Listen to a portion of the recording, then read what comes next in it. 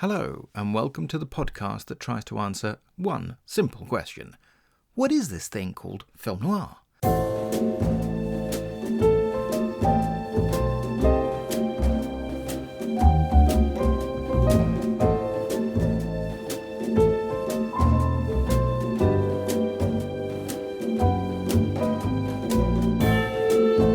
I'm your host, Sergio Angelini, and welcome to Tipping My Fedora, where we discuss movies, books, TV, radio, and much more besides, all from the darker side of the street.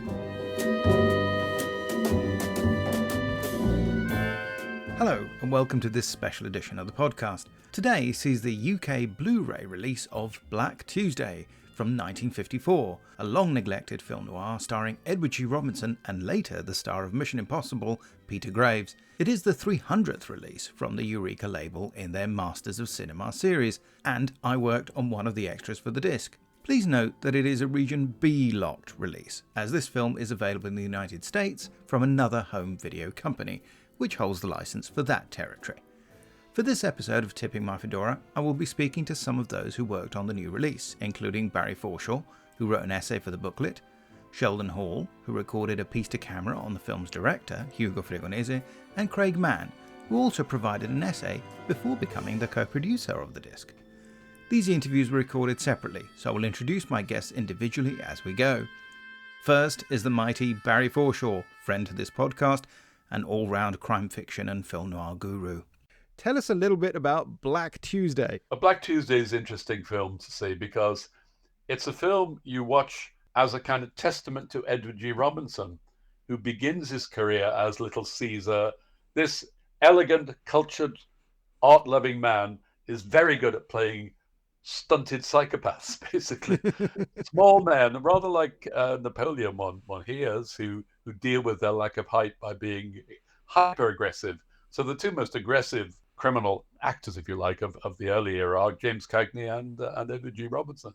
But this is basically a ticking clock movie. It's an intense and violent thriller, which gives Robinson one of his last chances to do that kind of psychopathic gang leader. I mean, by this point, he's in his early 60s, and it was a film made in what he refers to somewhat disdainfully, and in the case of this film, I think perhaps a little unfairly, as his B-movie period. I mean, he gets billing above the title and so on, but he was in fact affected by the blacklist and was someone who made a bunch of films purely because he needed to financially, and Yes. He was being offered less money for smaller budgeted movies. I think of them, Black Tuesday is the best of them. It looks amazing. It's super noirish. Yes. It's unusual in that it almost feels like a sort of 3-act play. Yes. It's sort of reminiscent a little bit of things like Petrified Forest, because you get the gangsters who take over a location, there are innocent people drawn in, and then of course Desperate Hours, which strictly speaking came out the following year, takes that idea and it really is a home invasion movie. Yes. This one, instead, it's sort of the first third is in a prison, then they end up in this warehouse for most of the rest of the movie, and then you've got this bit in the middle where they withdraw some money from a bank. Watching it quite closely as I have been, I should explain, Barry, you're doing the booklet notes and I'm doing the audio commentary for a release by the Masters of Cinema label that Eureka publishes, and that should be out just about now, so you should all go out and buy it. It's a film that looks amazing. It's shot by Stanley Cortez, and he does, I think, a fantastic job. It's very striking. Black Tuesday is a very good-looking movie. It's a film which is full of striking compositions and use of crisp black and white imagery, which is always good. Black and white widescreen is always seems to work somehow or other, and the film looks great. So it may have its odd infelicity. Actually, a very good cast. Although I suppose you could say that Robinson's girlfriend in the film is underwritten, but she works quite well as somebody who can just about hold him in check when he behaves in an irrational way. Yeah, Jean Parker, she's I think very good in it. It's a smaller role, but she's the only person he cares about at all. But he genuinely does. And there's some fascinating sort of contrasts in terms of some of the relationships in the film. This whole idea of what kind of relationships are you prepared to say they're genuine, so therefore I'll support them. This is well, I'm not going to treat you like a human being because you're a gangster or whatever, and therefore I don't care whether somebody's going to miss you, sort of thing. Yeah. And it's sort of fascinating from that point of view. But she's good. And Peter Graves, who is here slightly, again, no spoilers, but is sort of playing a slight variant on the character, I suppose, from Stalag 17 that he'd just done. Yes. But does it very well. This is, he was about to become a TV star. By the time the film came out, he was doing a 5-year run in this Western kids show called Fury, in which the horse got paid a lot more than he did. He was not happy about it. Of course, eventually took over as the lead of Mission Impossible. In which he's actually rather dull and wooden, but he's better in this.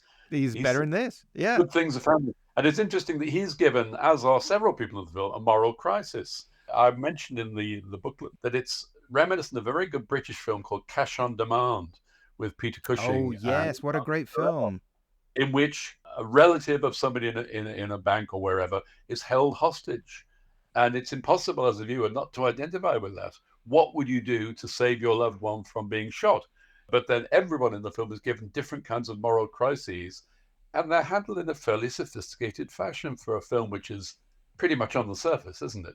That's I think there's a little bit more going on than seemingly you think there would be, which I think gives it a little bit of extra texture, bolsters it up, and therefore the cast serve it well. Next up is Craig Ian Mann, who tells us something about the characters and their interaction within the film itself. I can't take credit for the following point, and I'm not going to take credit for the following point, but Imogen Sara Smith, who has put together a video essay for the upcoming Eureka / Masters of Cinema Blu-ray of Black Tuesday, and one of the points that really stuck out to me in that video essay that she made was that Manning and Kennelly are mirrored in a way, in that Manning spends his last few days in his cell before he's to be executed building a bridge out of matchsticks, and there's this idea of all of the potential that's being wasted by killing him, because he's built this beautiful structure of a bridge out of matchsticks just in his cell. And on the other hand, when they escape and they end up in this warehouse that's surrounded by police eventually, Kennelly is constantly pictured taking toy tanks apart, and he doesn't know how to put them back together again.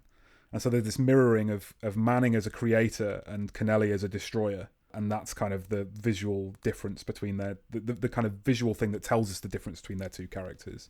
That Manning is a character who has potential and probably should not have been sent to the electric chair, and that Kennelly is a destroyer who will find it hard to change regardless. But the film does seem very kind of anti-death penalty, even if it is also very anti-gangster and has this kind of psychopathic gangster character at the centre of it. Yeah, I mean, it does absolutely sort of differentiate between Manning, who, by the way, I'm pretty sure they're toothpicks. I don't think they let him have matchsticks. Of course. Sorry, yes, toothpicks. Small pieces of wood, yes.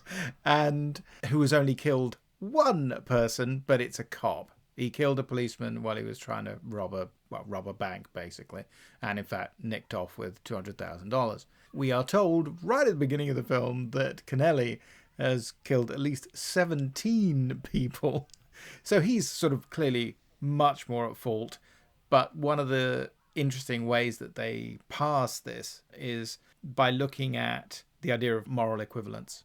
Do you withdraw humanity away from someone because they've behaved in a certain way, or do you keep trying? And there are these terrific moments when all the characters have some form of existential crisis within the narrative, but they're also allowed to voice them. And one of the things about the screenplay by Sydney Boehm, who had written things like The Big Heat, for instance, and was a very, very decent screenwriter, he is able to get the Kennelly character, Kennelly and Manning joined together. I might edit that out. But the way he gets the Kennelly character in particular is also says, yeah, sure, I'm nuts, just because I want to breathe, just because I want to keep living. Now, of course, he does that at other people's expense, which is sort of the issue. But equally, I think equally, the film does this interesting architectural design, because we get these scenes right at the beginning of the film where the governor will give Manning an extra 10 days of life if he hands over the $200,000 that he stole, but which they have not recovered. This idea that he can literally buy himself an extra 10 days at a rate of $20,000 a day. They've literally put a dollar value on his life, but they won't commute his sentence to life in prison. They insist that they have to take his life away from him because he shot a policeman. There's no bargaining. And yet they are bargaining, but they're prepared to do it for 10 days. And he's saying, why 10 days? Why not 300 days? That is not something that you would automatically expect. And this is what tells us that we've reached the mid-1950s in a way. This is the era of Rebel Without a Cause, or Blackboard Jungle, for instance. These are films that are looking at the status quo and have serious questions about this idea of just following on from society's norms without questioning them. Racket Czar Vincent Kennelly will be put to death tomorrow night in the execution chamber at State's Prison. King Kennelly. That's what they call me. I'm Vince Kennelly's girl. We're gonna make a swap. You get your daughter, and I get Vince. Fine night for a burning, King. Let him go. Let's go. We're leaving.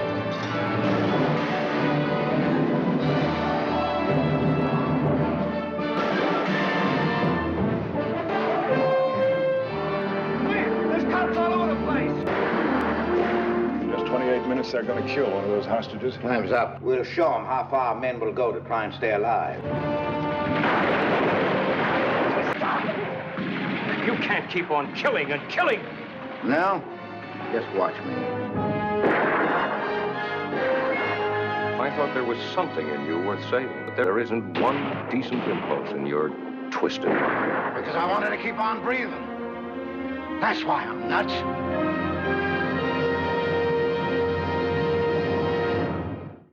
How do you situate it within the Edward G. Robinson gangster filmography? We're going to discuss that in a subsequent podcast, but is there a kind of progression that we can see from films like Little Caesar through to Black Tuesday? Is there a 25-year arc? Yeah, so I think by the time we get to gangster movies in the late 1940s and the 1950s, films like Key Largo, White Heat, Kiss Tomorrow Goodbye, and then Black Tuesday in the mid-1950s, gangsters had become psychopathic, snarling, evil megalomaniacs. And obviously back in the 1930s with The Public Enemy or Scarface or Little Caesar, which is the first kind of the first major Edward G. Robinson gangster movie where he plays the central role, gangsters are much more sympathetic because it's the age of Prohibition, it's the age of the Great Depression. And then by the late 1940s and into the 1950s, we're in kind of post-war America where things have changed quite dramatically. So I think what the essay is designed to do is to kind of trace the evolution of Edward G. Robinson's gangster characters, which has a wider application. I think if you look at Edward G. Robinson's films, it can also tell you a lot about the changes in the gangster movie more broadly, and it could also be mapped to James Cagney's films, for example, about the way that gangsters changed with the kind of ebbs and flows of censorship, or with the kind of fortunes, realities of real gangsters like Al Capone, Lucky Luciano, John Dillinger, and with America's kind of changing attitude to gangsters and the way that kind of shifted between 1931, when, you know, it's still illegal to buy a drink in the vast majority of states, and most people are suffering heavily under the kind of a huge economic recession, through to the post-war era where gangsters aren't really welcome in America anymore, and there doesn't seem to be a place for gangsters, and gangsters are thought of kind of relics of a bygone age, which I think is how they're depicted in films like Key Largo and in Black Tuesday. So what the essay is intended to do is to try and map that evolution. No, and in fact it's interesting when in plot terms in Black Tuesday you get these sort of scenes where they talk about how they've got a guy who's going to fly them out, and he sort of says, well, it's going to be needs to fly about 2,000 miles. And you sort of think, well, they're in New Jersey, so yeah, okay, we're going Mexico, basically. We're going south of the border.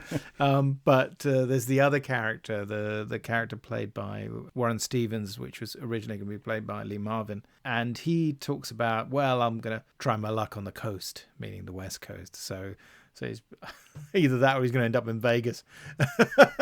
Well, of course, but people will have to find out what happens to him by watching the film. Black Tuesday, despite having been widely released at the time, has fallen into obscurity over the decades. I spoke to Sheldon Hall about when he first saw the film and the contribution to the film of cinematographer Stanley Cortez. Hello, Sheldon. Could you tell me a little bit about where and when you first actually saw the film Black Tuesday? Sure. It was, for me, the first time in 2022.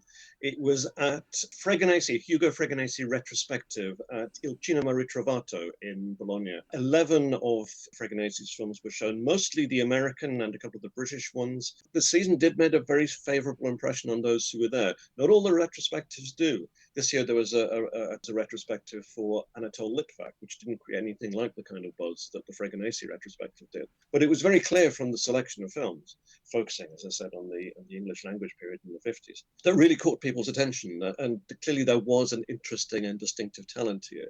Not necessarily an auteur. I don't want to make a great claim that, he was an author with a consistent set of themes, but, a very distinctive ability with mise-en-scène, with visual style, which is certainly evident in Black Tuesday. In Black Tuesday, from what I could read, because sadly I wasn't at Bologna, I've never been. I'm always very envious when you go there every year. You've got to come, Sergio. I will. Next year I will. We can actually meet up in Italy. What the hell? It's probably be easier to meet there than it is to meet in Sheffield.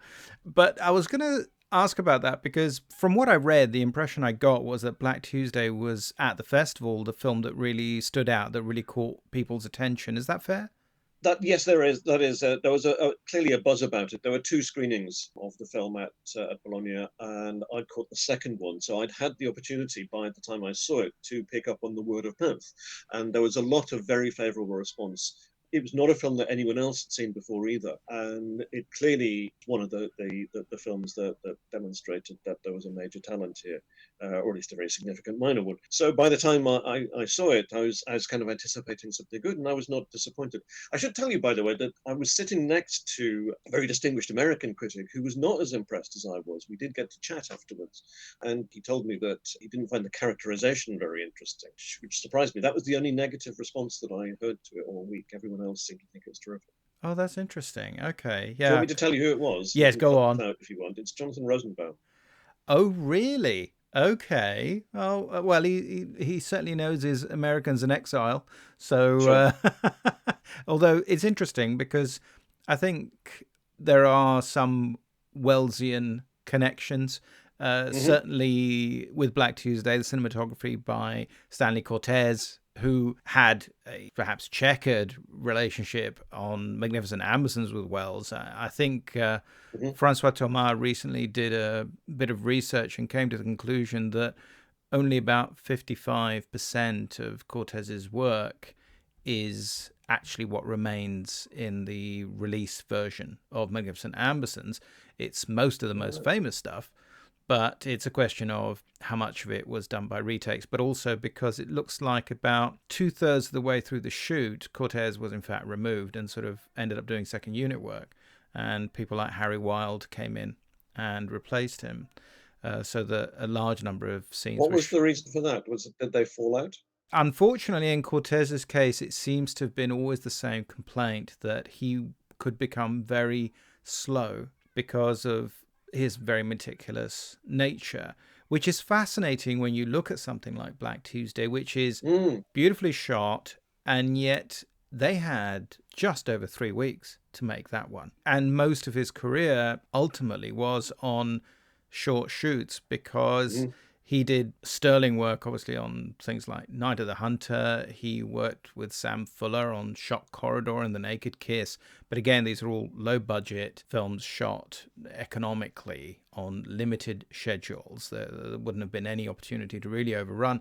The other example of where things went slowly was Chinatown, where he shot the first 10 days. And Polanski and I think Evans too came to the conclusion that he was a bit slow. People say different things about it, but Polanski really wanted to have his work in the film, and he'd done Blue for Narizano, the Western with Terence Stamp, which was noted for its beautiful use of color. But in the case of Chinatown, he shot 10 days. Some of his work is in there, although it's a little bit hard to know what it was. He worked with the leads. He was definitely the first cinematographer working with Faye Dunaway, for instance. Right. But they seemed to sort of get on. But yeah, it was slowness. And in the end, John A. Alonso was brought in, someone who came in with a very different sort of background and obviously was much younger as well. But Polanski worked with all sorts of people after all. He worked with Jeffrey Unsworth in great harmony, and it was only because Unsworth passed away that he didn't really get to shoot as much of Tess as he might have done. In any event, I think it's a film that really stands up, and it's wonderful to have it resurrected. It seems to have been this 2022 retrospective because new prints were made or restorations. So although you mentioned that it's hard put to think of him in purely auteurist terms, which is fair, nonetheless, there are certain themes that I think return. Certainly, he seems to have done quite a lot of films about people who are in jail or where the fear of confinement is a recurring theme. That certainly turns up remarkably often, actually. It's sort of amazing from that point of view. Because a lot of the work that Fregonese did, although he went from studio to studio, a lot of it was either sort of Fox or ultimately United Artists or Universal, which is to do partly with the fact that half of his American films were all made by Leonard Goldstein. Yes, initially he was under contract to Universal, so the first 5 of his American pictures were all made for Universal. Sorry, I think Decameron Nights was made in the middle of that, but 5 of the first 6 were Universal, where one of the producers was Leonard Goldstein, is that right? Yeah, Leonard Goldstein, yeah. And when Goldstein himself left and set up his own production company, Fregonese seems to have gone with him. So several of his later films also were, including, of course, Black Tuesday, were produced by Goldstein. So I don't know what that relationship was. It would be interesting to follow that through. Yeah, my understanding, I mean, they did 6 films together in total, and Goldstein... 6 out of the 10 English language films of the 50s. So yeah, well, I think it's technically 11, but yeah, I know what you mean. It depends if you include the Decameron Nights one, which has got people like Joan Fontaine in it, but which is, sort of an overseas I think there production. are 10 American ones and 3 British. That sounds about right. And now Goldstein had a good relationship with Fregonese, I think. As I say, they literally went from The Raid to Black Tuesday, and what happened is that they were halfway through production on Black Tuesday when Goldstein passed away. Very unexpectedly. So one suspects that perhaps that may have had an impact on Fregonese, because the other major producer he'd worked with, who he got on with very well, apparently, was, of course, Val Lewton on Apache Drums for Universal, and who also died, again, very young. I think Val Lewton was about 46. I think Goldstein was maybe 51 of an aneurysm, and so shocked everybody. He had a twin brother who kind of took over the company. But the interesting sort of side of all of that is that I think that when you look at something like Apache Drums and Black Tuesday, there's definitely a kind of strong thematic overlap. The sort of climax of both films, which are very extended climaxes, are, as it were, very similar. You know, it's all the characters are sort of holed up inside and things are coming in from outside, crowding them in. And that whole aspect of it. But obviously, you know, one's an extremely colourful Western and the other one is an extremely contrasty black and white gangster noir. So generically, we're not necessarily in the same ballpark, but in terms of theme, at least, and they're both, I think, beautifully shot, actually. I think Apache Drums is one of those films that really stands out and is an impressive film. Now, you mentioned that Black Tuesday obviously was a big title at Bologna. You hadn't actually seen it before, is that right? That's right, yes. I'd not had the opportunity, either on film or on video or on television. Because my understanding is that it was, I don't think it ever had a proper commercial home video release at all, that I'm aware, certainly not in English language territories that I'm aware of. But in fact, you and I were having a conversation a little while ago, and you mentioned to me that, in fact, it hadn't been on British television until early in 2024. Is that right? That's right, yes. It was shown for the first time on a terrestrial free-to-view station on Talking Pictures TV in, I think, January or February this year. And it's interesting to speculate on what the reason for that is, because it comes from the MGM library, the MGM United Artists library, so one would have thought that it would be accessible. It's one of many relatively low-budget films made in the 1950s that probably got limited commercial circulation, but nevertheless it has a major star in it, and Edward G. Robinson, so you'd have thought that it would turn up for that reason alone. And yet it does seem to have fallen through the cracks. One wonders whether that's partly to do with its censorship history, and as you know, it had particular censorship difficulties in the UK, where it was heavily cut. I don't know if that impacted on the BBC's decision whether or not to purchase it when it did deals with United Artists, as it did extensively in the 1970s. Maybe the film didn't seem important enough to pick up along with other films of the era. Well, certainly, because I think other Fregonese films did show up. The Raid, for instance, has been on British TV. I mean, the Raid is from Fox, as is Harry Black, which did turn up on British television for a while. Seven Thunders is the Rank organisation. The Universal films generally been accessible on British television, and there have been plenty of United Artists releases that have turned up on TV, but not this one. So again, the question is why not this one? Well, you of course are the man to ask that question, or to have the question asked of, because you are the author of Armchair Cinema. Tell us a little bit about Time for a plug. Time for a plug. So please tell us more about your amazing new book. Sure, thank you. So Armchair Cinema, subtitled A History of Feature Films on British Television, 1929 to 1981, is my recently published book from Edinburgh University Press. It's taken me, as I continually tell people, 13 years from the time I first started researching it to being published earlier this year. Well worth it. Yes, it is, as the subtitle says, it's a history of not films made for television, but the showing of films made for the cinema on British television, from the very beginning to television. And people will point out, but there was no television in 1929. Indeed, there wasn't, but film was used in the experimental stages of television, as well as the BBC's relatively high-definition broadcasts from 1936 onwards. So I go back as far as I can to the beginnings of television, and I bring it up to 1981 because the year after saw the start of Channel 4, as well as the reallocation of ITV franchises. So there will be a sequel. Volume 2 will start with Channel 4 and the new ITV franchises, and will encompass Talking Pictures TV and Sky and the many changes that have taken place in British television since the early 1980s. So the explosion of platforms and channels and so forth will be part of the subject of the sequel. And yet in all of that explosion, as far as I'm aware, as far as I can trace, Black Tuesday hasn't been shown on British television until this present year. Which is amazing. No, and again, the book is an incredible achievement. And it's, as you mentioned, published by Edinburgh University Press. So it has a kind of academic publishing price. But you'll be glad to know that though if you go on Amazon, not only has the price dropped to just under £100, but you can buy in installments. You can get an installment plan with Amazon, and you can buy over a period of 5 months. So that's very important. Very relevant to television, because serialized films is one of the things that I spoke about. Episodic television, terrific. That's brilliant. And then obviously there will be a paperback. That's next year. Yes, I asked about this, and I was told that November is the likely publication date for the paperback edition. If you go on the publisher's website, by the way, you get a discount of something like 30%.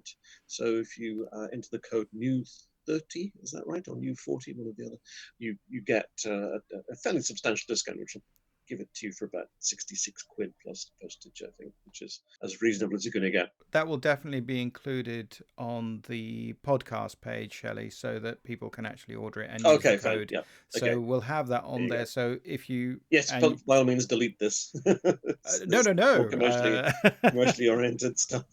No, but this is great. Let me just say in relation to this, one of the things that the book talks about is the kinds of extensive package deals that the BBC and ITV both did with the major distributors. And the biggest deal in terms of numbers in British television up to its time was the BBC's purchase in early 1974 of a very large package from United Artists. Over 300 films were included in the package, including a lot of films that have since become television classics, if you like. So the Magnificent Seven films, Sergio Leone, Clint Eastwood, spaghetti westerns, The Graduate, Midnight Cowboy, Battle of Britain, Chitty Chitty Bang Bang, all of those were bought in a huge package in the early 1970s.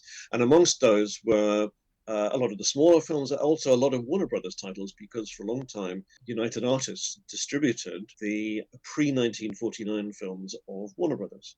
And so a lot of them came from, a lot of the Bogart and Cagney classics were included in that package deal in 74. And many of the smaller films would turn up in regular slots on BBC Two, like Midnight Movie. Midnight Movie was the Saturday night slot, which is often used for premiere films, and not by any means just the graveyard slot, as you might imagine, of films that had particularly adult appeal, or that were less appropriate for a peak time slot or an afternoon slot. And so a lot of the film noir of the 40s and 50s, including films from the United Artists catalogue, ended up in Midnight Movie. So that's where I would have expected Black Tuesday to have been shown in the 1970s or the early 1980s. And yet, for some reason, it was not included in the package. And I know from contemporary reports that this was not one of those cases where the distributor put together a package where the buyer had very limited scope for cancellations, which is normally the case. Normally, the distributor controls what's available to the buyer, to the television networks, and they prepare a kind of selected list of films from which the buyer is able to choose up to a point. In this particular deal, the United Artists catalogue was pretty much open to the BBC to choose from as it wished.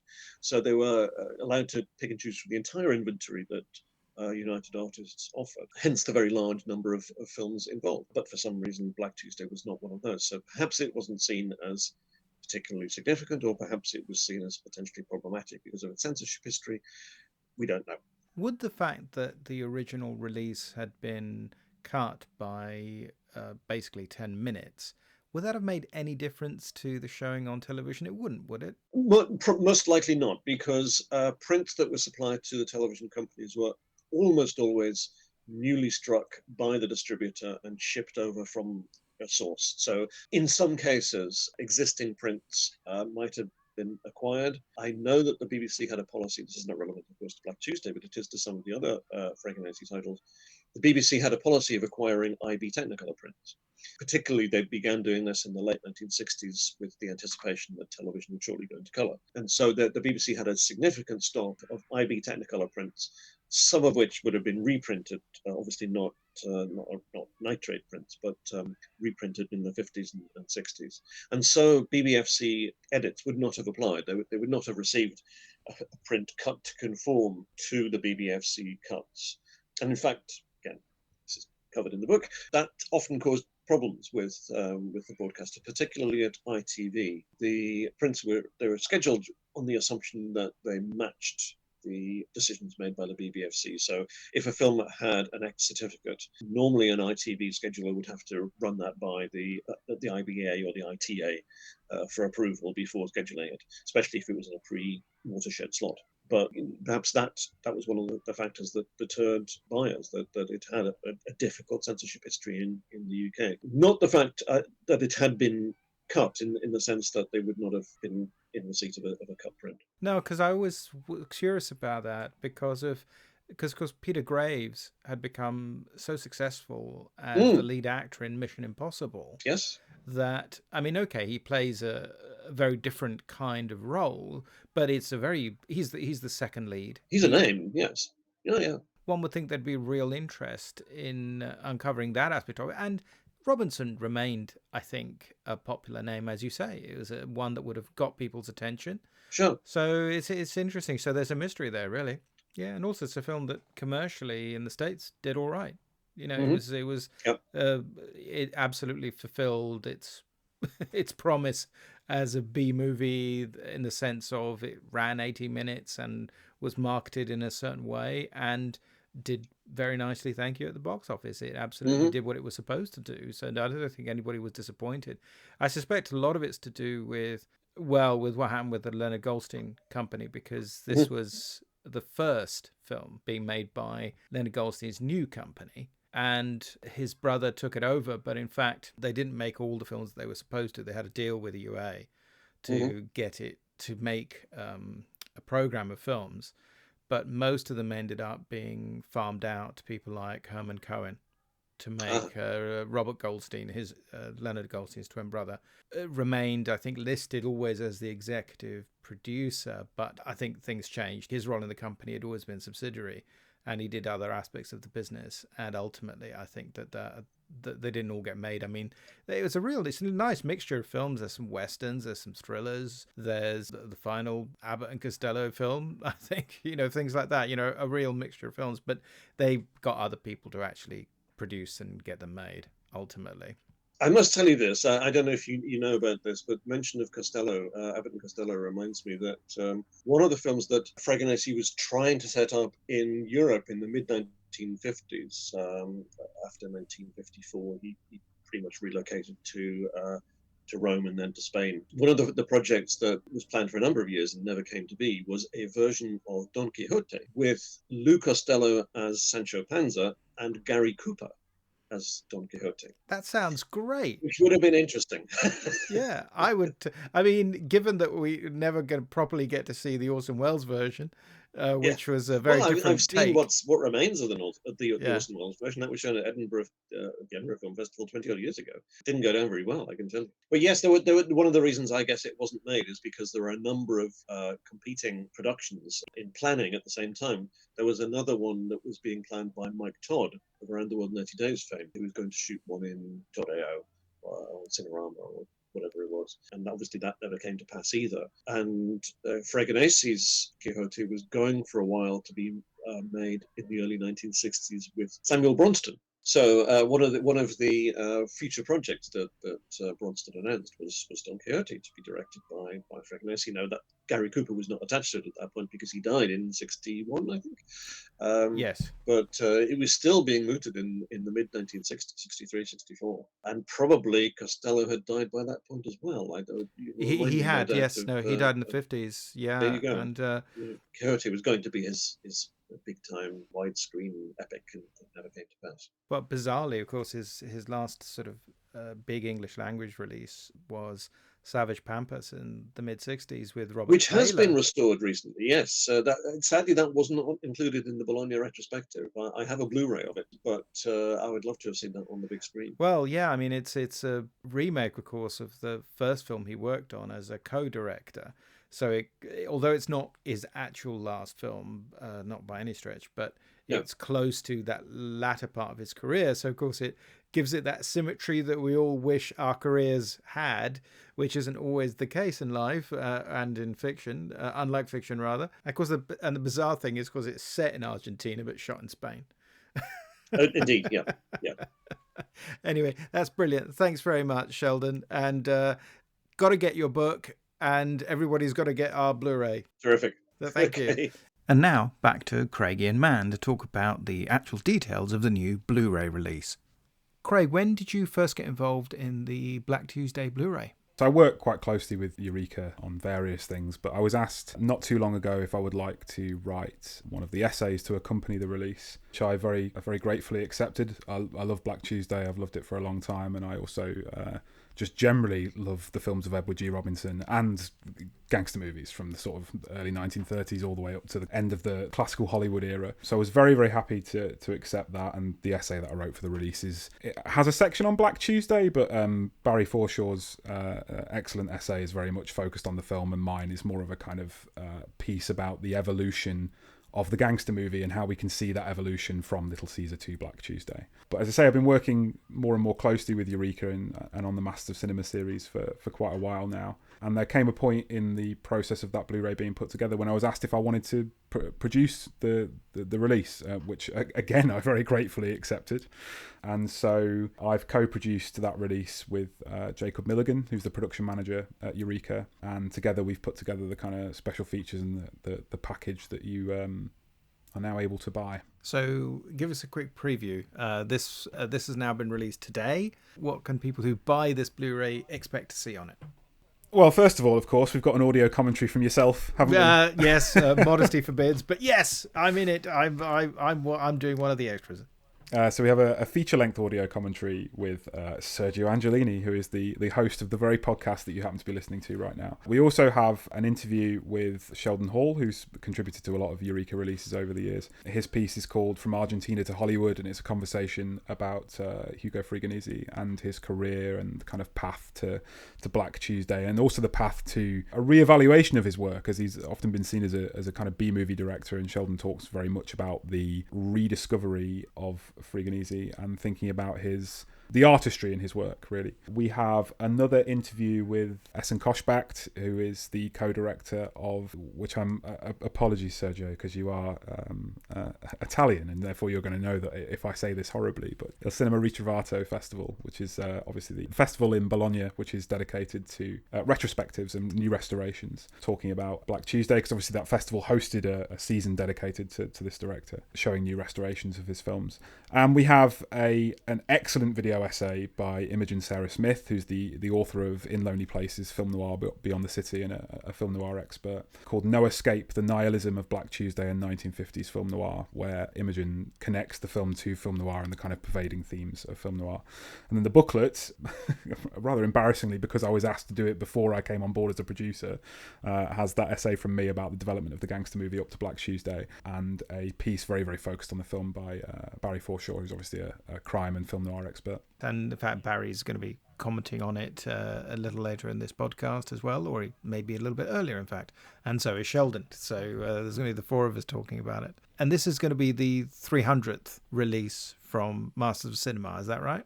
Yeah, so it's number 300 for those who are into the spine numbers of the Masters of Cinema series, which I'm quite proud of, really. I think that it's important to celebrate perhaps lesser known or overlooked or somewhat forgotten films in the Masters of Cinema series, as well as the kind of big artistic masterpieces that people perhaps expect to see on that label.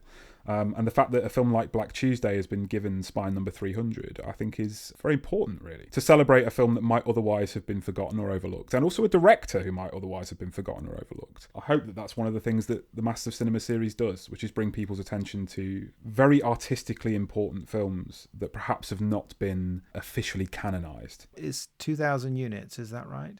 It's limited edition. 2,000 units is the number that will come with the slipcover. After the first 2,000, you will still be able to buy the Blu-ray, and it will still have the booklet inside, but you won't get that excellent slipcover, which has got new art by Scott Saslow, which I would say is very much worth having. So I would pre-order it while you can still get the one of those 2,000 copies, because I think Scott's new art for it is fantastic. But it will still be available. The hand on the bars, yes, it's great. I'm going to be buying at least 5 or 6 copies, so that's going to be marvelous. Of course you are. I'm going to give it to all my friends.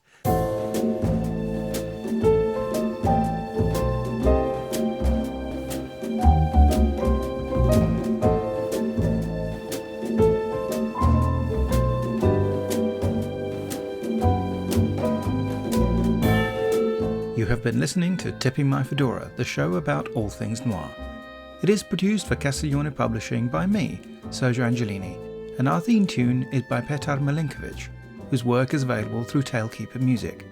All audio clips are the copyright of their respective owners, and used under fair dealing and fair use exceptions solely for the purposes of criticism and review. Please subscribe to Tipping My Fedora wherever you get your podcast fix, and it would be great if you could leave ratings and reviews about the show at Apple Podcasts. Be seeing you.